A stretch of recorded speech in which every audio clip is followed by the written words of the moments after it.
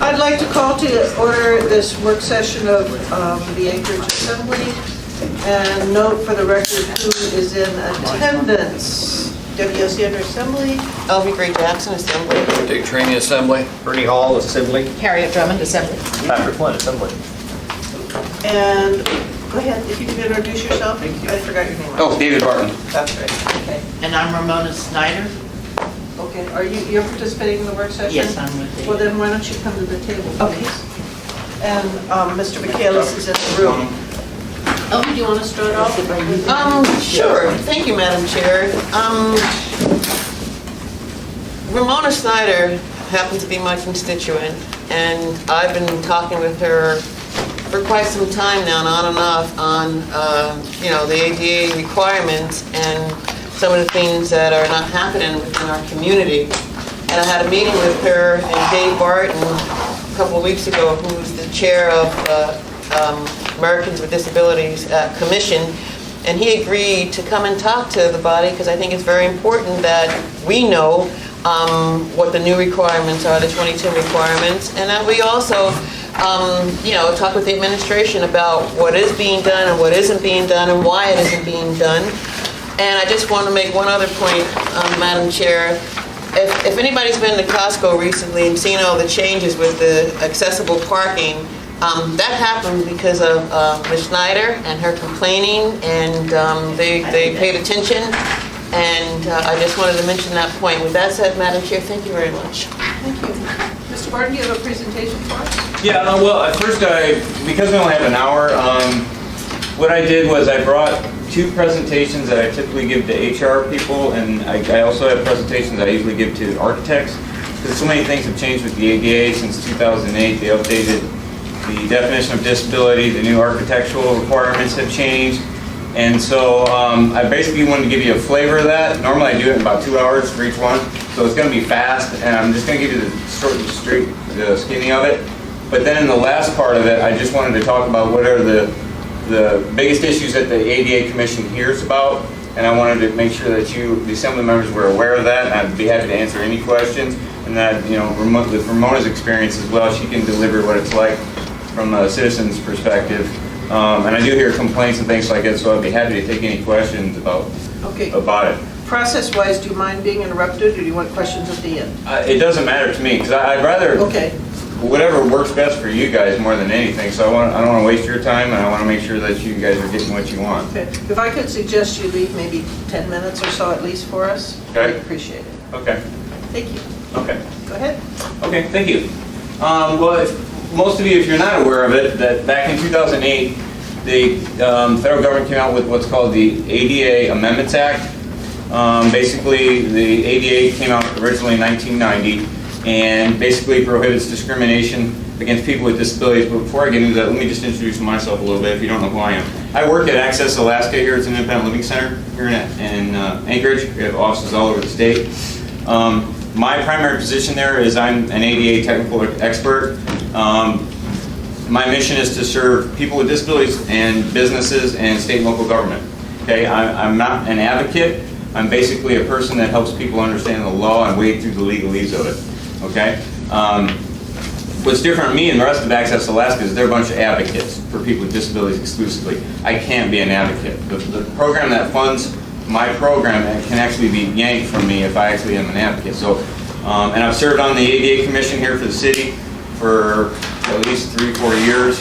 I do a lot of the trainings for the Department of HR here at the city and for a lot of corporations and for the state of Alaska.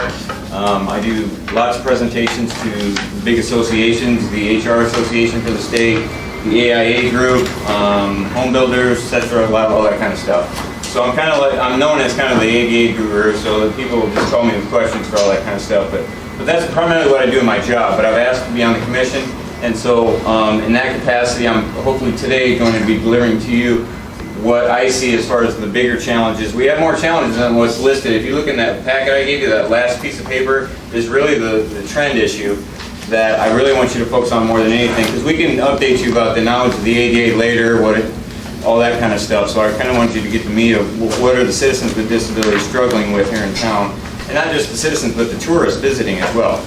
because that's important, because we're a gateway city to the whole state of Alaska, so we want to make sure that we're as accessible as possible. Okay. Can we turn this on by chance, the projector? You guys aren't seeing what I'm putting up here. Do we have? Oh yeah, you actually have that. Just tell us. Okay. That'd be even easier. Just go along with it. We're going through the first one, that is the blue colored one. Noting that Jennifer Johnson is joining us. Okay. And like I said, I'm going to breeze through this fairly quickly, so it might be hard for you to follow along without having that shown, because I'm going to slide through some of the stage slides quickly. So first I'm going to give you an idea of what the ADA definition of disability was first off, okay? And kind of how it changed, and why did Congress have to act again? Why did they have to have an Amendments Act? What was wrong with it, okay? The ADA is a civil rights law. It's not a criminal law. There are no ADA police going around busting people. It is a complaint-driven law. So in order for you to get any kind of action on this, a formal complaint has to be filed. Okay. But the ADA was intended to provide a clear and comprehensive national mandate for the elimination of disability-based discrimination. Originally, its original intent, the ADA was supposed to focus primarily on whether a covered entity engaged in discrimination on the basis of disability, not requiring extensive analysis regarding the nature of a person's disability. Okay? It was a broad mandate. Now, when the Amendments Act came out, it was a hugely bipartisan bill. And actually, when it came out, the business side wanted changes just as much as individuals with disabilities, because the law wasn't functioning correctly in the court system as it was. And with the different circuits, they were totally skewing what the original intent of what Congress meant. And so basically, well, this will give you a clear idea. Do you know approximately, how would you guess, for the employment-related ADA cases, from the employer or the person with a disability, how many were chosen, or who won most percentage-wise? Employers or people with disabilities, you think? What was that percentage? You just throw out a guess. I'm guessing 75% employers, 25%. Employers won? Yeah. It's actually 95 before this amendment act came out. So in actuality, just in that percentage itself, it's showing you that the law is not working the way it should, okay? In a nutshell, basically what this is, Congress basically said, no, Supreme Court, in these decisions that you decided were wrong. The original intent of what the ADA was for a broad scope of protection. What some of the court cases, and I'm not going to be able to get into the actual court cases to really put me on the bone for you, but what they were doing was basically narrowing the definition of disability that to such an extent that the court cases in and of themselves would not even hear about did discrimination occur. It was all about did the person make the definition of disability. For example, I'll give you an example. A person with diabetes, okay?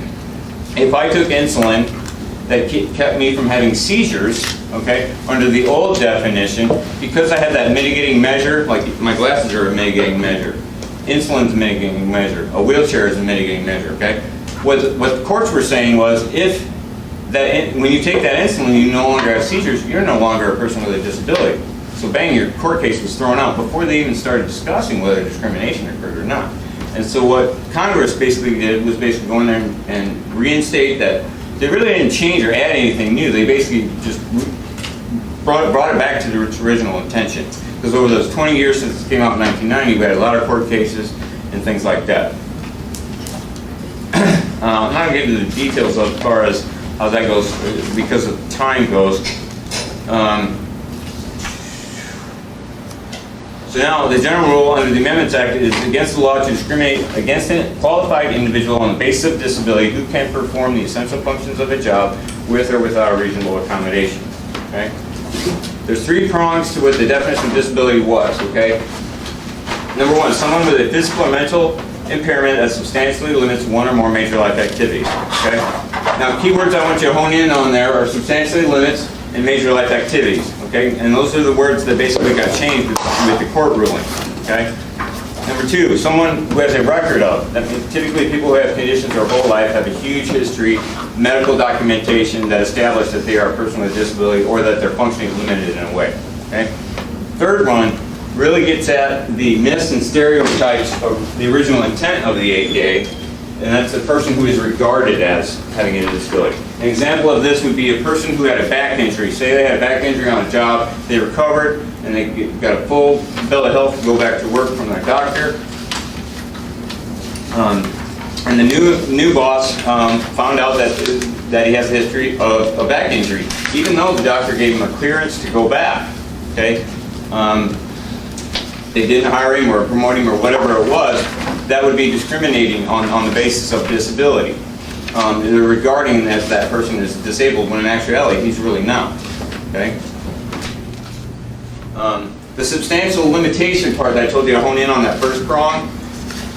That's what severely narrowed the definition of disability. It says, when an impairment prevents an individual from performing a major life activity or significantly restricts the condition, manner, or duration in which an individual can perform a major life activity as compared to the average person in the general population.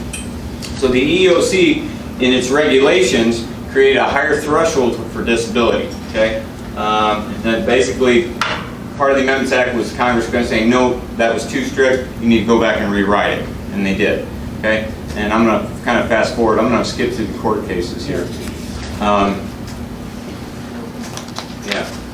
And as you can see, I mean, there's lists of cases that you can look up and verify that these are some of these cases that did that. So right now, with the big push, or the big enchilada that I want you to take away from this is that with the new Amendments Act, the focus should not be on definition of disability anymore. The focus and the investigative agencies, the enforcement agencies, are now going to be moving their focus more from that to did discrimination occur? Okay? Whether or not a person meets that definition of disability should not require an extensive analysis at all. Yeah, basic focus on the merits of the case. The strange thing about it is they didn't change one word in the definition of disability in the new Amendments Act. They changed the meaning of the word, which makes it a little more confusing for people to understand. Yeah. They changed the structure, a lot of focus on discrimination, as I said before. They had some construction clauses to explain the intent. Now the definition of disability, what it means under the ADA, is also the definition under the Rehab Act as well. Okay. So as I said before, those three prongs for the definition of disability have not changed. Basically, that substantially limits part changed, and major life activities changed.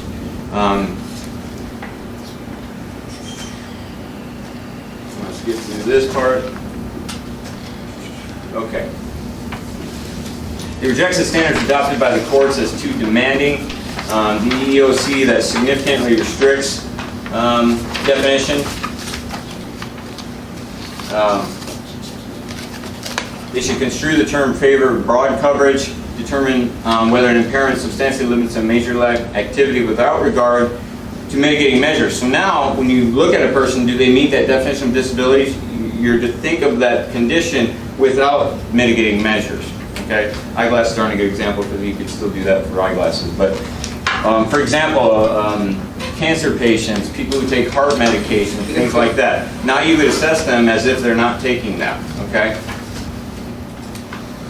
Let's see here.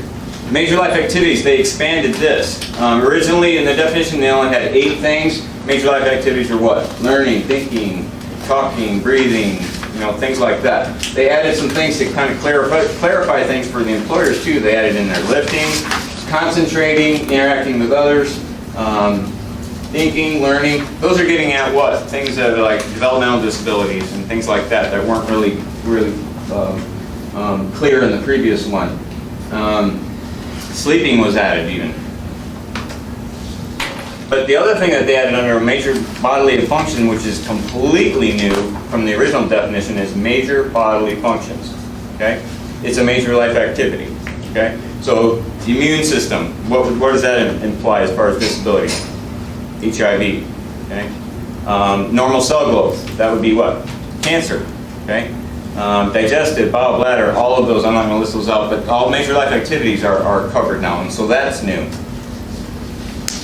Substantial limitation has been redefined. It's a lot less restrictive as far as qualifying for disability.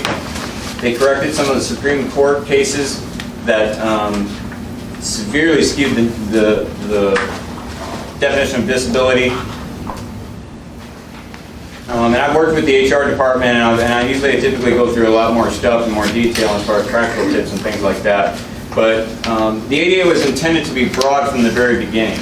Okay, so what Congress basically did was go, no, Supreme Court, you decided wrongly on these things. This is what we meant by the intention, so that's why they reinstated the Amendments Act. And they added these new things to make it a lot more clear.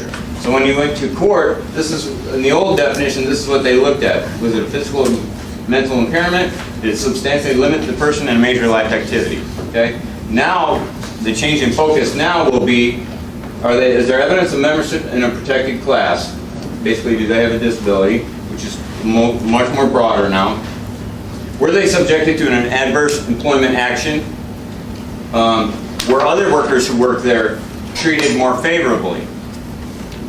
And the plaintiff qualified for the position. They have the qualifications, the education, the background experience, all of those things as well. Okay? They didn't change anything as far as the defenses for business owners. They still have the undue hardship, direct threat defenses and things like that. And they didn't change anything about reasonable accommodation. It was merely about the definition of disability. Okay? Any questions on that? Because I'm gonna bounce to my other new thing. Yeah, the buildings, the architectural stuff. This is the newest stuff that's come out. Is the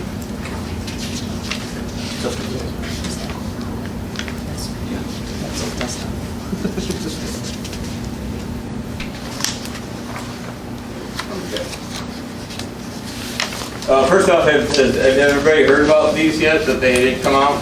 The new standards came out, the architectural standards? Did you hear about the laws from 1992? Anybody familiar with federal laws from 92? Somewhat when it came to trails. The trails? Okay. Okay. That's scary. Typically, when I do this presentation, I go through more detail as far as the changes and stuff, but more of it's to let you guys know is what is the triggers, what is the deadlines that things need to be accessible to these new standards and things like that. And they also added some new, a lot more clarity in certain entities like your emergency shelters. Out of all the industries that probably got the biggest amount of changes was the hotel and hospitality industry, because they were finding out since the ADA came out, a lot of people with disabilities are traveling and need accessible hotels and things like that. And with our baby boomers demographics coming to that point, it's going to be more apparent now than ever. So basically, the Department of Justice adopted and revised their Title II and Title III requirements. Title II under the ADA refers to state and local governments, which is what you guys would be more clued in on. And I have physical copies of the new manuals, the new stuff, and I can give you the websites where you can look that up online if you don't like the books. Some people like the old style, looking at the books when they look at them and things like that. So as far as I know, the federal government only printed 10,000 copies, and I got 6 cases for the state of Alaska because I asked early. So I do have some, and I'm saving them for the assembly and other state workers and folks around the state for them too. But Title III deals with your private business, basically, your public accommodations, okay? Part of what you'll see on that trends list or that issues list that I gave you does have some things in there about private business, but they deal with the hospitality industry, for tourism, and things like that, that I think you guys should be concerned about as a city. I know as ADA commissioners, I have received complaints from people that live out of the state who came. In fact, one of them was a federal Indian official who came here who used a wheelchair that had a horrendous experience during the wintertime. Getting from the airport to hotel, or from our hotel to the conference. I mean, I'm not going to go into the story, but she was so mad it wasn't even funny. I'm surprised she didn't file a formal complaint, but she said she would if nothing changed. Here's the basic overview of the effective dates of these new standards when they take effect. They were published on September 15th of 2010. Title II and Title III requirements clarify and refine issues that have arisen over the past 20 years. Things that the Federal Access Board is the federal government's accessibility specialists. They're the people that make up these codes. They do the research on these codes. They do the public comment on these codes, and they synthesize them all in kind of what we're talking about today. Okay. The effective date of these ADA new rules is March 15th of 2011. Of course, before the date, people can use these guidelines. In fact, most of the architectural guidelines have been out since 2004 in form as a best practices, but they weren't enforceable yet. Now they're enforceable because they've been adopted by the Department of Justice. So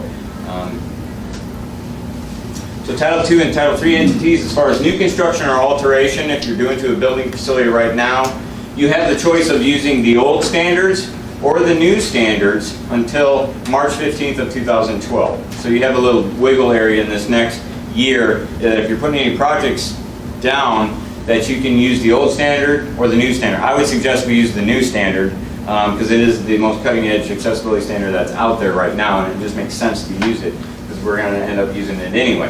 And looking at the differences, I can't see, as far as a cost-effective analysis in most of the projects the city would do, that it would be more economical to use the old standard than the new standard right now either.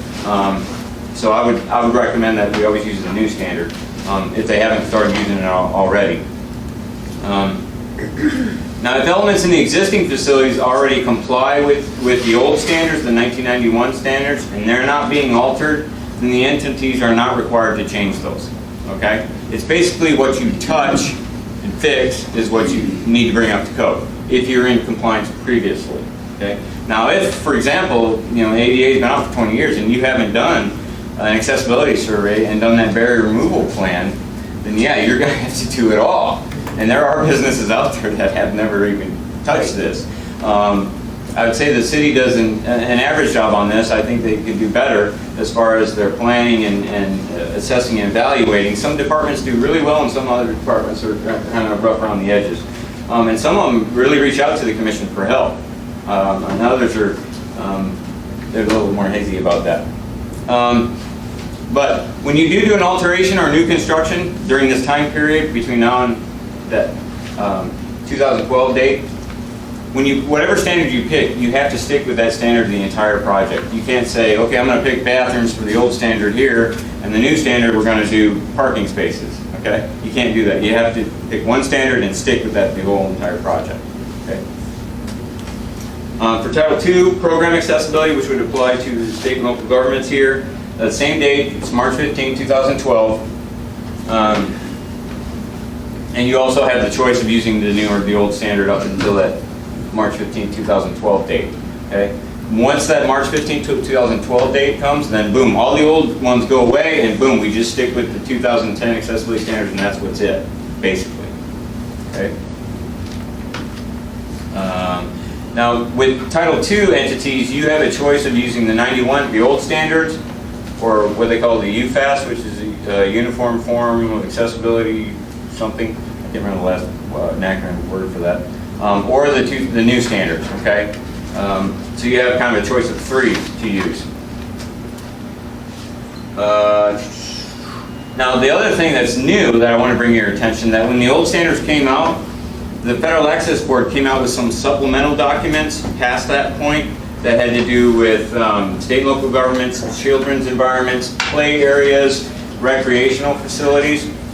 Okay, those need to be definitely looked at and updated. I know the city's looking at their playgrounds and things like that right now, and I know the school is putting together a 20-year plan to update all of their playground facilities. It's going to cost a significant amount of money. So the biggest thing that they need to fix is the floor, basically, in all the playgrounds, because they use that peat gravel, and that just is not accessible at all. So that's going to be a pretty big deal as far as getting that. And we're real excited about the Cuddy Family Park accessibility playground that's being put together now. I've been involved in that project, and that's fantastic. For Title III entities, what they call the readily achievable barrier removal requirement. Okay, same dates. They get to choose between the old standards and the new standards on those dates, so nothing's new there as far as that goes. March 15th of 2012 is when you cannot choose between the old standards or UPass or anything. You have to stick with the new ones. Okay. There's the triggering events that might be interesting for people that are, that timing-wise as far as when that project around that time, because there are triggering events of when would you need that new code. Okay. Let's see here. This is the website that you can look up any of that stuff. whether you're a Title II entity, Title III entity. You can look up the architectural codes, you can look up the program accessibility stuff, all of that kind of thing. How am I doing on time here? Okay, we're 11:30. I know. I'm not going to go through how the manual put together, some more for architects and things like that. I want to get to some of the newer elements. These are the new elements that were not in the original standards. These are new things that the city, if they have not looked at and done a barrier removal evaluation or accessibility survey on these facilities, they should, and make a plan of how are we going to make them accessible. Most of the things you're not going to, like amusement rides, we're not going to worry about that, but any residential facilities, dwellings that the city controls or contracts for, exercise machines, equipment, fishing piers and platforms, play areas, probably swimming pools, because the city probably operates, I know, some swimming pools, shooting facilities and firing positions, and then your ballparks, your ball fields, things like that, court sports, your tennis courts, things like that. Your path of travel is changing in some of those things. And so I think it would be a good idea if we had those evaluated, and at least have a plan in place to protect the city as far as litigation. A plan in place of what is our barrier removal plan. We've assessed what our facilities are inaccessible. We've determined this is what we need to do and put it in compliance, and this is our timetable for doing that. And if you've got that in place, then you're sitting a lot better than if you weren't. If you find yourself in front of a judge referring to those things. What else should I share before? Even social service centers, establishments, those have new things too. Houses of places of education, so there'll be colleges, community colleges, things like that. Assembly areas, medical care facilities, they have some new scoping changes for those. Parking is a huge change in that. Your diagnostic equipment, x-ray machines, exam tables, all of those things need to be accessible now. So there's quite a few changes. Detention and correctional facilities, that's obviously a muni issue or a state issue, and then residential dwelling units. With that, I'm basically going to, because in the rest of this I get into more detail as far as what are the changes for those specific places, and I don't think we have time to go through all those right now. So at this point in time, I'd like to kind of shut it down a little bit, give her the floor, and then I'd like to basically just go over that bulleted list that I gave and then answer any questions that you might have. That sounds okay. Can you wait, or do you want to ask now? Actually, a lot of these issues, architects and engineers take care of when they build their buildings. And obviously, the city is involved in the permitting and inspection process. I'm more interested in, the city builds a lot of roads. And you haven't addressed that piece of... Public right-of-way issues? Yeah, you're talking more about vertical construction than horizontal construction. I'm interested in that. The Federal Access Board came out with a pretty good document on public right-of-way. It's not enforceable yet because it's still, they've been through an extensive public comment period.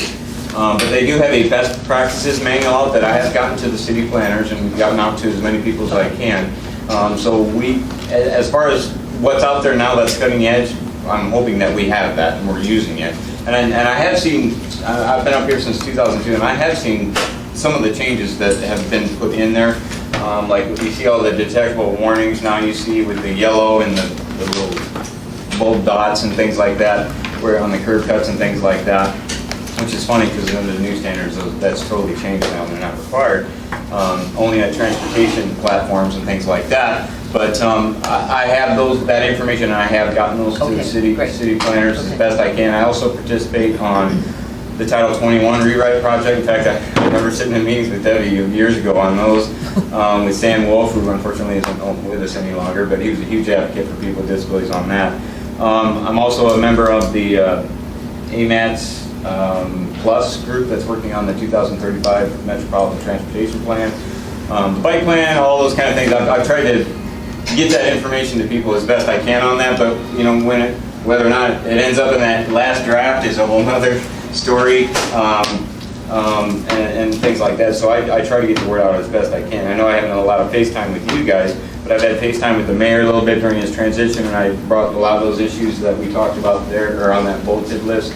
I brought those to his attention as well. Like the zoning issue, I know he was looking at that. I don't know if there's been any movement on that, but I know he was working with that department to try to get that fixed, because that's a really frustrating thing that really shouldn't happen, because it's a systematic thing. It's not a I think the variance committee would be more than happy to help people change their properties to become accessible, but the process in and of itself is discriminatory, because if you don't answer those 7 questions on that sheet appropriately, it basically just goes in waste, it goes in the trash can. And there's nothing on there about asking for an accommodation to the zoning variance because I'm a person with a disability. There's nothing on that form that says that, or lets the committee members know that, look, this is something that we should look at, whether or not they answer all 7 questions correctly or not. This is something we should look at and entertain. And so I'm hoping to work with that department and the mayor to clarify that process, because a number of parents and families in town that really had a struggle, and they hit brick walls when they were trying to do that years ago, and I haven't seen it changed yet, so I'm hoping that'll change soon. But I want to give Ramona here the floor a little bit, because she's very an active advocate and has been successful working with businesses and getting them to change and do things, and I think she wants to share some things with you guys too. And just real quickly to note for the record, Mr. Holm and Mr. Birch have joined us. Go ahead, Matt. Yeah, what motivated me was not having a handicap parking sign at a handicap parking place in the Costco shopping at the store, and so I got myself educated. And what I have found out is that since 1992, it is illegal to let ice build up in a handicap parking place. It is further illegal to have sand or gravel in these handicap parking places.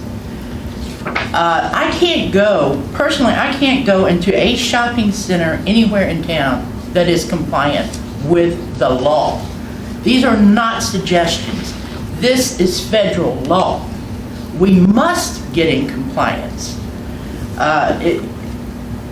There is, in your accessibility guidelines, starting at page 27, it really starts talking about the accessible surfaces, how they need to be maintained.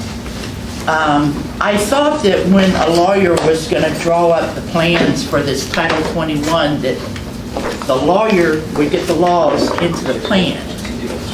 But until we get these laws into Title 21, so that your code enforcers can go out and start issuing tickets to these businesses that are out of compliance, we're in a bind. This is a huge way to generate income for the city of Anchorage. As a taxpayer, I would love to see businesses like Walmart and all these, big box stores, shopping centers. You come in and you tell them you have this period of time to come in compliance, or we're going to ticket you, and we're going to substantial, like $5,000 a day. I mean, put teeth into it, because federal law has teeth. You are going to put people to work. You're going to generate income for this city through fines, and you are going to be helping some of the most disadvantaged people of the community. And I don't see where there's a way to lose with this. We must get in compliance with federal law, because if you don't, you are subject to an indefensible lawsuit that can change the name of this town to, like, Snyderville sounds good. We have to get into compliance. We have to stop the ice buildup in the parking lots.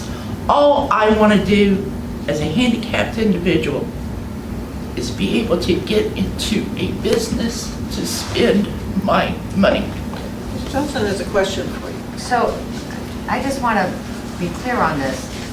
I can understand ice buildup, but you said there cannot be any gravel? No. So, No. The regulation would say that the ground surface needs to be firm, stable, and slip resistant. Now, how you get there, you can get there in a lot of different ways.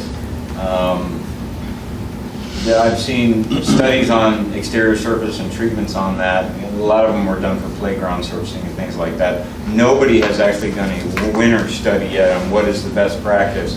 But like up here, the peat gravel works well for vehicles, right?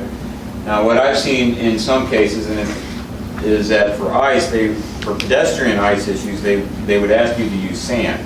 Now, that none of these solutions work for every person with a disability. I mean, it's nearly impossible, okay? So it's basically trying to get it as best you can.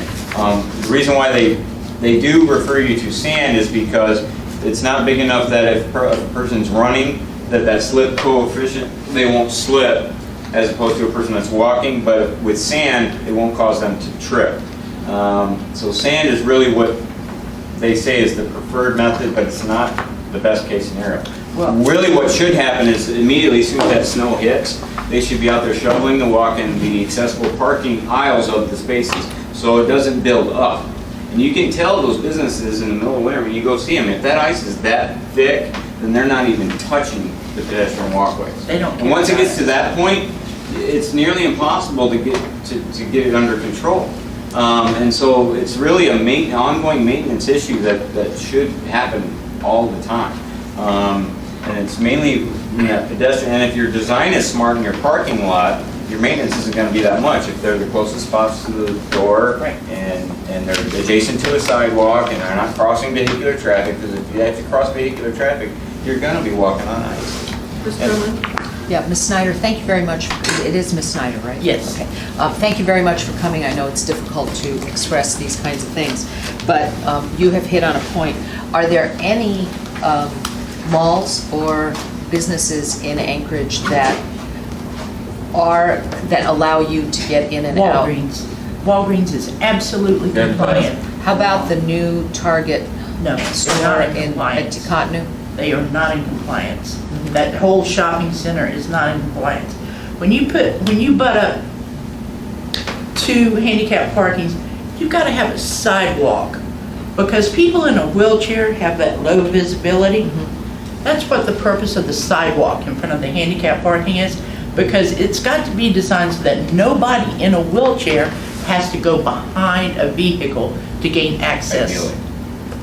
That's the law. Like when the original standards came out in 1990, if you remember back then, where did you see the accessible parking spaces that people put in, right when it first came out? It was the farthest ones away from the door, because they figured people weren't going to use them. And so what did that cause? That caused people with disabilities who were using them to travel through the parking lot to get to the door. And what was happening is people were getting backed over. Because when I'm going through in a wheelchair, and you're looking through your rearview mirror, you're not going to see the top of my head if you're lucky. And so that's why they changed the regulation. That's why they need to be the closest ones to the door. Now, architects and designers have the freedom to design. They're not so prescriptive that they have to be a certain way and things like this, okay? And especially it's complicated when you're talking about a strip mall, when you've got multiple businesses in one property, okay? So there is some flexibility in there, and I would argue that the Target facility is We have not... a disagreement. Right, is not a good practical design, but it's in compliance. Yeah, Okay? the reason I asked is because I noticed that their parking spaces and their sidewalk are flat.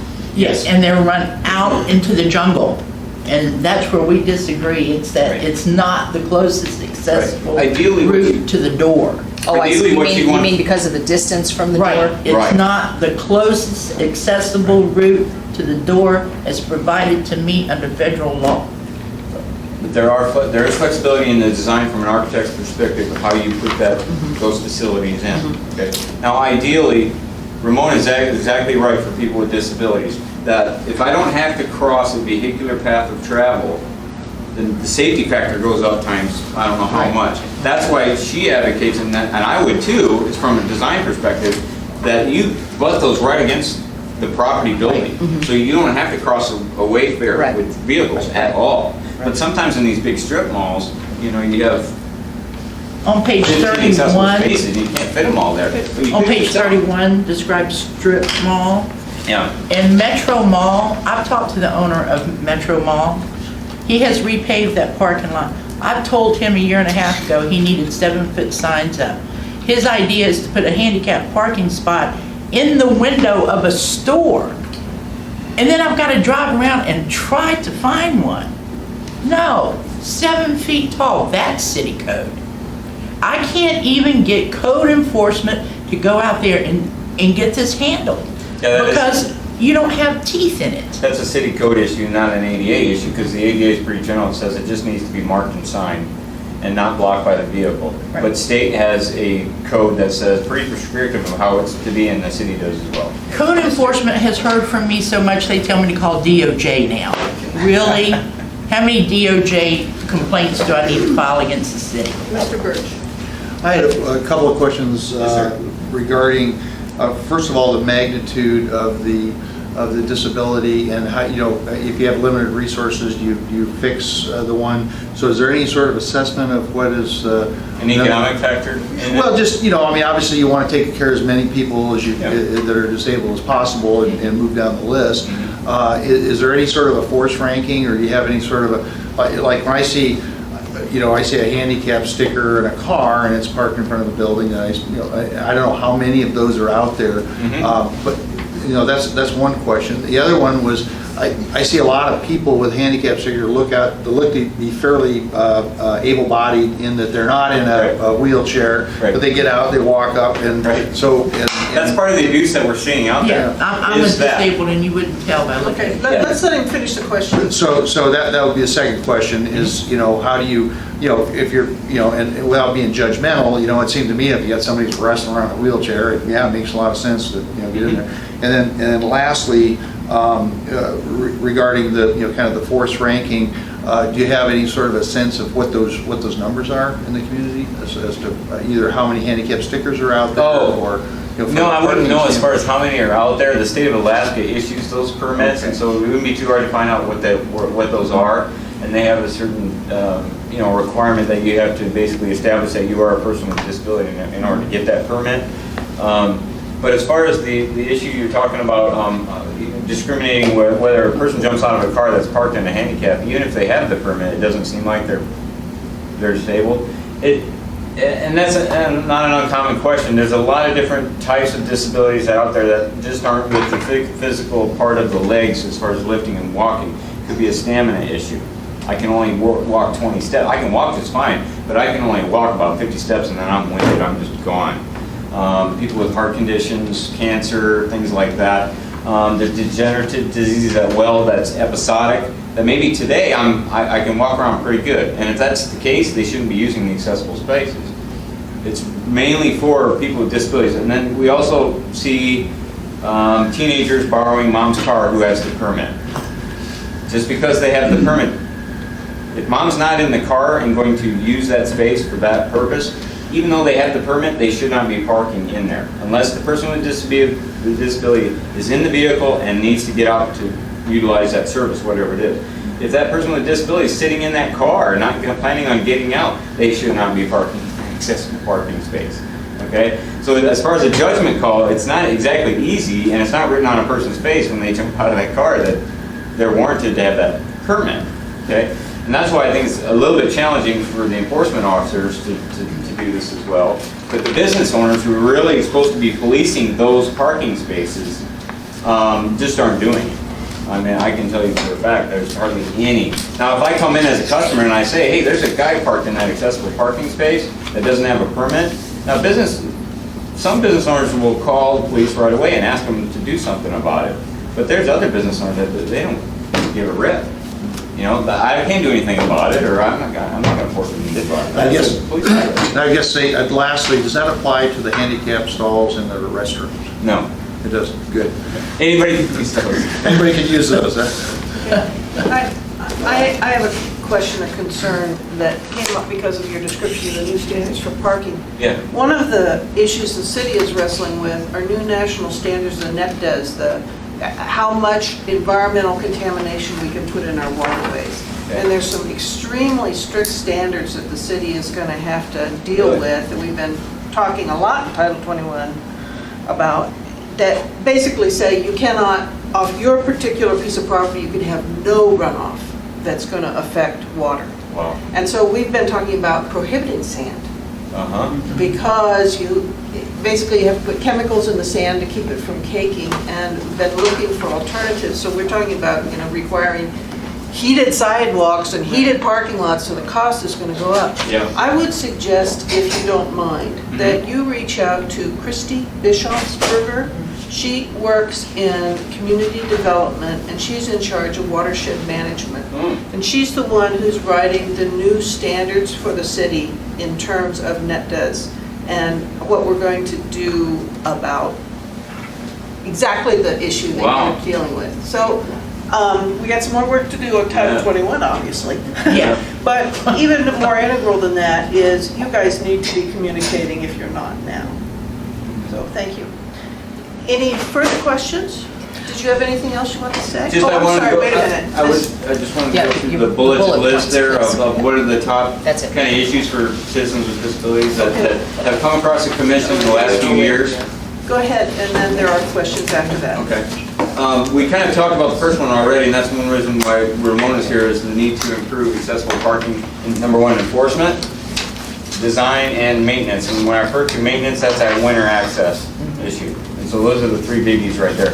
Now, I could get into our discussion with the police department, because we had brought this to their attention and asked them for, because we've looked at, there's other disability support groups that are interested in this. The amputee support group, Mike Szymanski over there has really tried to work with the chief of police on how can we maybe have a citizens enforcement program of knowledgeable people that understand the regs, and that, you know, because there's pros and cons to different ways you can approach it. And I've done some research on how other cities have addressed this problem, and it's not an easy solution, and there's pros and cons to each one. I can show those to you sometime, we probably don't have time today.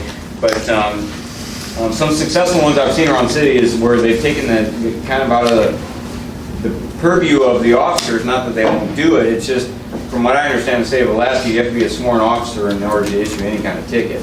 And so this kind of program, this would mean changing other things than just starting this. So from what I understand, it's a little more complicated than just starting this. So probably have to do more research on that. So the parking thing, obviously a big thing for us up here in the wintertime is path of travel issues for the pedestrian network.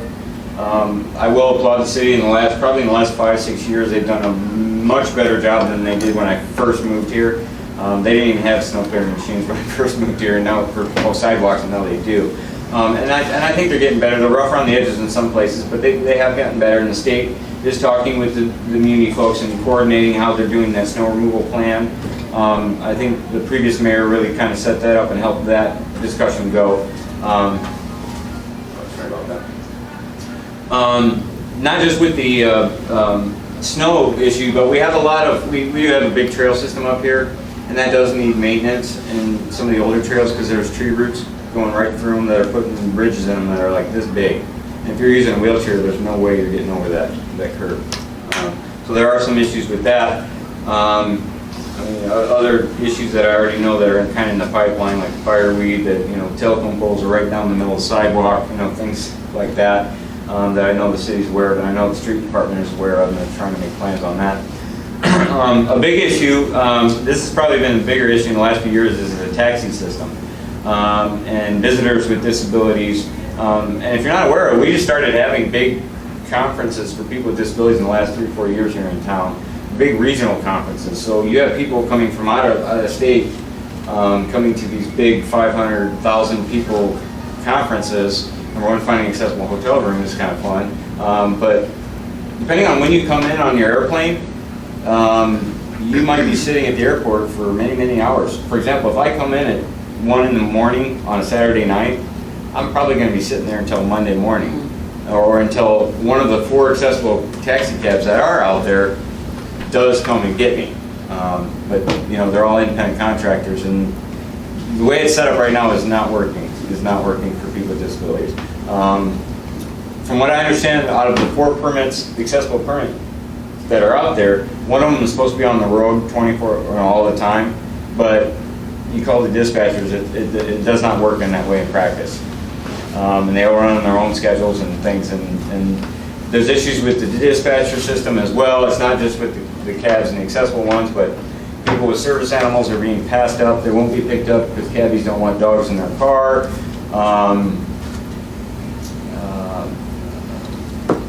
Mine's blank now, but there's a couple other issues that have to deal with the taxi system that we really need to get a handle on. And if we're going to be a big tourist city, this is something we got to fix. You got to fix this. Otherwise, with baby boomers generation aging, and that's when you experience typically your first disability. What's the first thing that goes? Usually the eyes, ears, and hips. I mean, we're gonna have a whole lot, bunch of seniors around that we're gonna have to design our environment to handle. Now, the next one is piggyback on the taxi system is the hospitality industry.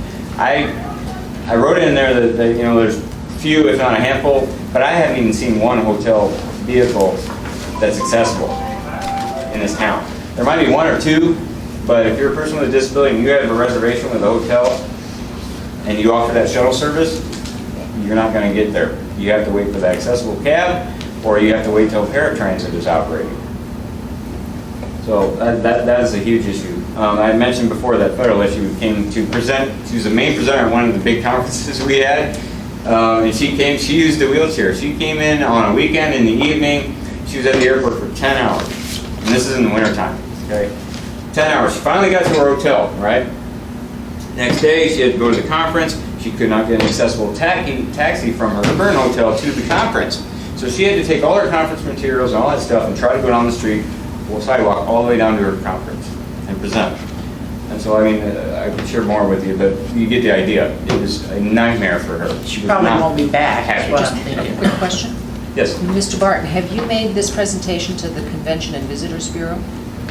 I mean, those guys Not have per as se like membership. this, but I have reached out to them, yeah. Yeah, you need to be talking to them. You need to have them call in all of their members who are hotels and motels and so on and so forth. And I don't as have well much as the, I know, but I mean, that's your conduit to the hospitality industry. I've Hotels, also reached out restaurants, to the et cetera. Chamber of Commerce. I've presented there as well. Like I said, I try to hit all the big conferences. Right. The rec conference, the transportation conference, I'm a presenter at a lot of them, so I get around. But, Okay, we got about 5 more minutes, Okay. so you can summarize. all right, the other thing is for employment access on the military bases, because since 2001, security enhancements, basically you have to be frisked and go through the military checkpoints. This really severely affected a lot of individuals with disabilities who had employment on the bases that rely on paratransit. Because paratransit, basically every time I show up, every driver, every person that's in on that bus has to get out and has to go through the security features. So basically paratransit ain't gonna do it. They just can't do it. It's not gonna be an easy solution, and I'm not sure how to fix it, but that is a huge issue, and people have lost jobs because of that. And then the reverse side of it, if I'm a military family and I need public transportation to get out to a medical facility here within the city, that's kind of an issue too because of that. They can't really utilize paratransit for that. They have to jump on another ride to get to that checkpoint or pick up, or it's kind of a complicated issue. Zoning variance, I did talk about that already a little bit, so I'm not going to go into that too much detail, but that's an easy fix in my mind. That would just take a few conversations and just change paperwork a little bit. So I think that's an easy fix, I hope. And then the other thing, and this has to do with the new standards that are coming out, is I really think we need to look at our emergency shelters, our domestic abuse shelters, our evacuation plans out of the city. If for some reason we have a giant earthquake again, ash cloud, we got to get people out of the city, whatever it is, do we have a plan in place to get all those people that rely on paratransit or do not have a way to get out of the city, a way to get out that need that? I know we have a disaster registry that you can register as a vulnerable citizen to get on that list, but I don't think that's gotten out to the public as good as it should. We try to promote it through Access Alaska and a lot of things I do and things like that, but I think that's something we really should tighten up on that as well. Domestic and elder abuse as well. It's very hard for a person with a disability, if you're in an abusive situation and you have a caregiver that's the abusive person, it's nearly impossible for you to escape that situation by yourself. You're going to have to rely on somebody to come save you in one way or another. And it's very challenging in this respect, and there's elder abuse as well, and having that outlet of being able to be yanked out of that situation and put in a protected shelter for a while isn't always the easiest solution for some of these vulnerable citizens. And so I think, and number one, are the shelters accessible? Well, that's another issue too as well. We have a commissioner, another commissioner on the commission who is very familiar with emergency shelters, domestic abuse shelters, and I've been working with her with shelters all over the state to try to upgrade this, and I think that we really need to look at that here in the city as well. And then the third one is more of an issue for transportation. Studies have shown that elder citizens typically don't like to use public transportation. They either use their own car or they rely on son, daughter, somebody else to drive them to the grocery store and doing things like that. And they've done research on, well, how can we make it so you'd want to use public transportation as opposed to relying on those things. That last bullet is kind of talking about a new option that's kind of come out in the last few years. It's not really a share right kind of thing, but I'll let you guys read that. It's pretty self-explanatory. But with that, I'll shut up now and take any of your Ms. questions. Gray Jackson. Thank you, Madam Chair. Are any of these issues being addressed in Title 21? We did talk about the zoning variance. The big issue that really concerns me a lot is how we're going to deal with the NIPDES, particularly in relation to what he said. And currently, we do not have that solved. We do not. Okay. It's going to be a tough one, too. Yeah, it is. My next question is, how do we as a city help with the effort to improve accessible parking, which is Ms. Snyder's, one of her biggest issues? How do we do that? Well, I wish I had the answer to that one. Well, no, yeah, and I'm just, throwing that question out there. And real quick, I just want to thank both of you for being here and presenting this to my colleagues and I, because it's really important. And unfortunately, any day, any one of us can be in a wheelchair. Exactly. God forbid. Exactly. So this is really, really an important issue to me, and we need to fix things. And it's the law, as you stated. In fact, I'm getting full of Thank you, hip Madam replacement Chair. surgery on Monday, Right. so I'm going to appreciate the ADA even more next week. Well, I want to thank you very much. It's been Sure. informational, and we appreciate your time. Yeah, and if there's any issue comes up over the year, you need to chat with somebody about what's the ADA looking at. Feel free to reach out to me. Okay, well, I'm going to go back and look at variances again and see exactly what language we got in the provisionally adopted. Right. So.